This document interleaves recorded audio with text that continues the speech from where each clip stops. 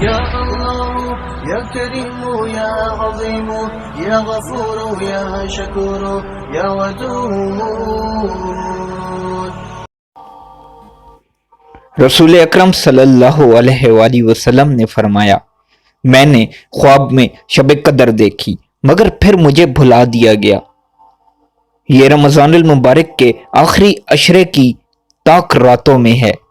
یہ رات پاک اور باوقار ہے، نہ زیادہ گرم ہوتی ہے اور نہ ہی ٹھنڈی۔ اس میں شیطان نہیں نکلتا یہاں تک کہ صبح صادق نہ ہو جائے۔ اس رات کے بعد والی صبح جب سورج نکلتا ہے تو اس میں زیادہ گرمی نہیں ہوتی۔